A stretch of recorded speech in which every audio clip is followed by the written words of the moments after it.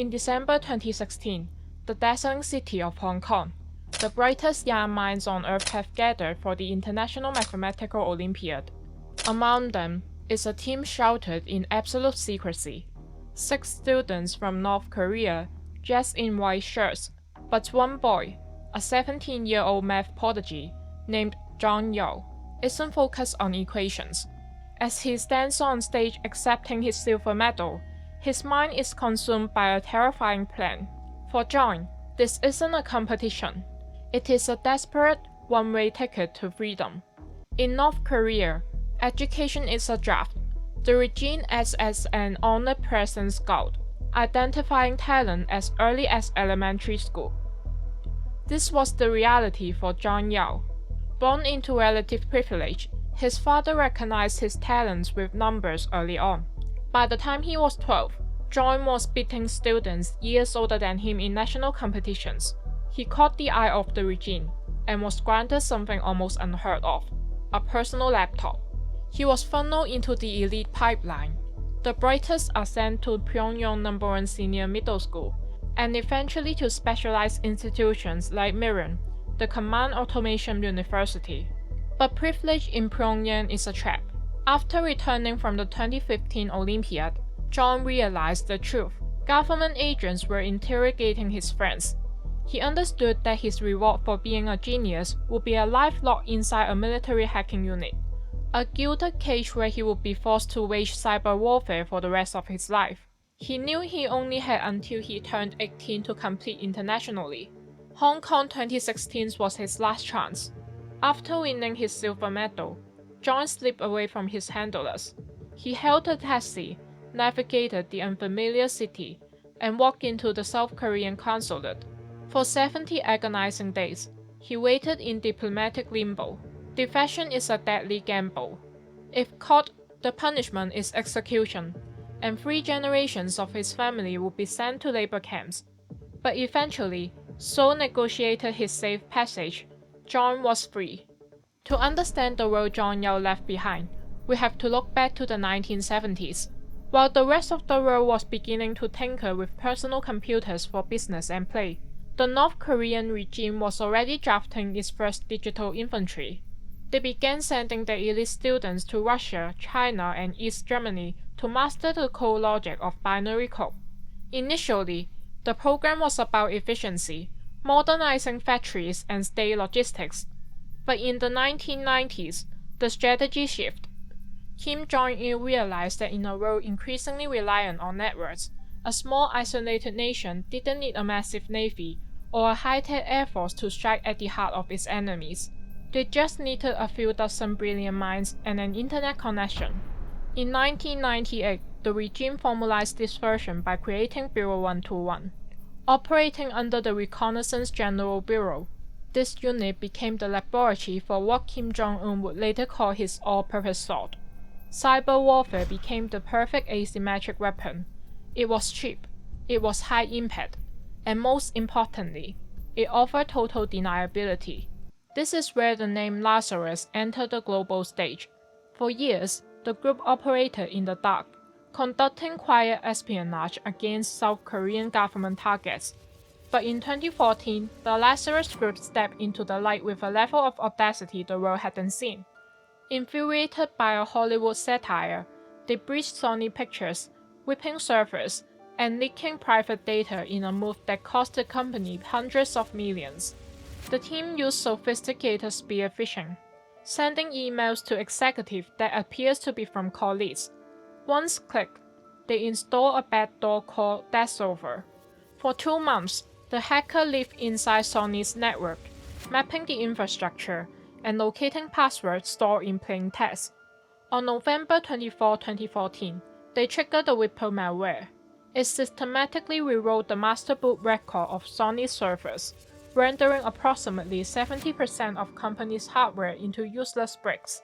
As the servers died, a taunting skeletal image appeared on employee screens.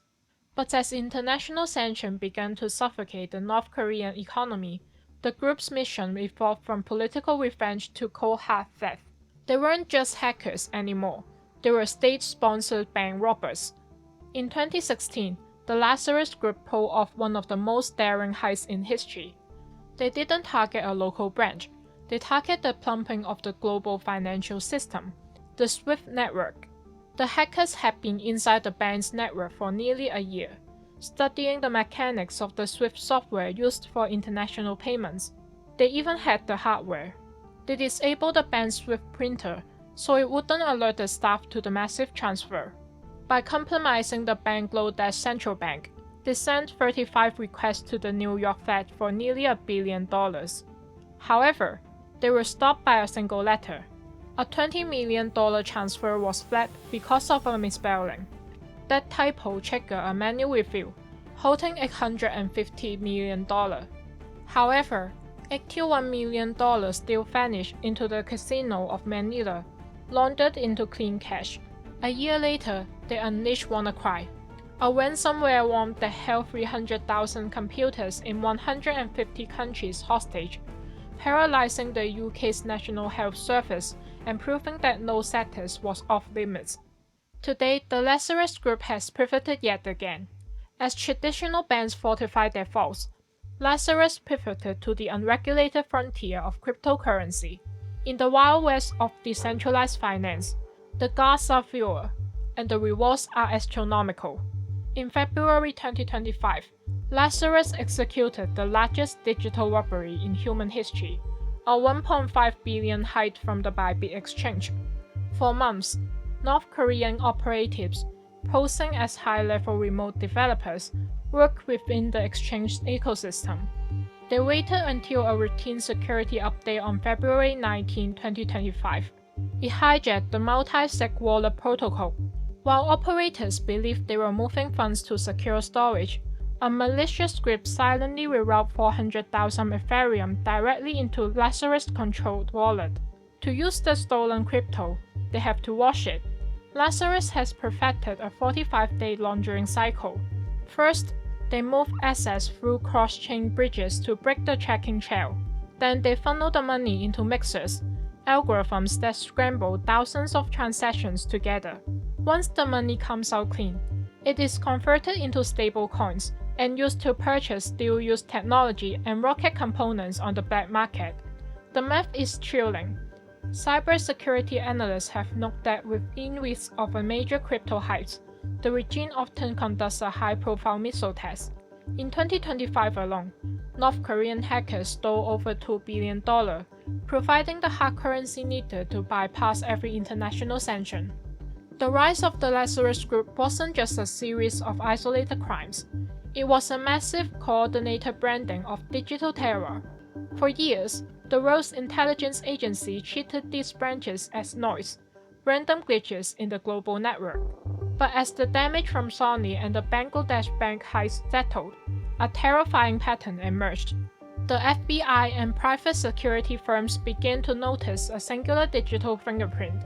They found reused code, specific malware compilers, and command and control servers that all led back to a single ghost in the machine. In the intelligence community, they stopped calling them hackers and start calling them Lazarus. But even as the group became a household name, the individuals behind the screens remained invisible. That changed in 2018. The hunt for a face to match the code led investigators to a man named Park Jin-hyuk. Park was the ultimate manifestation of the North Korean talent draft. Like John Yo, he was a math prodigy identified in childhood and funneled into elite training. But unlike John, Park was successfully absorbed. He was sent to China, working for a front company called Chosun Expo.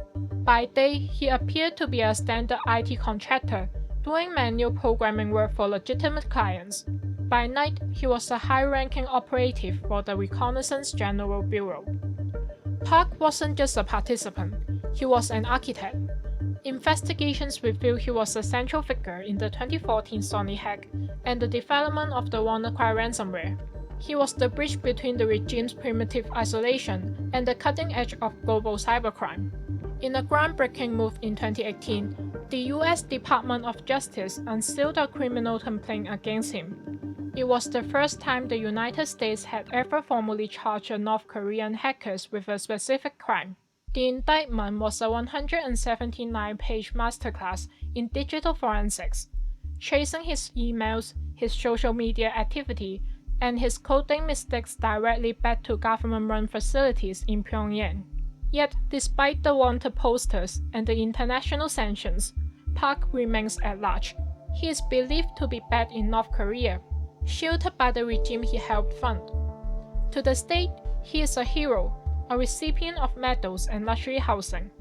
To the world, he is a ghost who stole billions. Thank you for watching.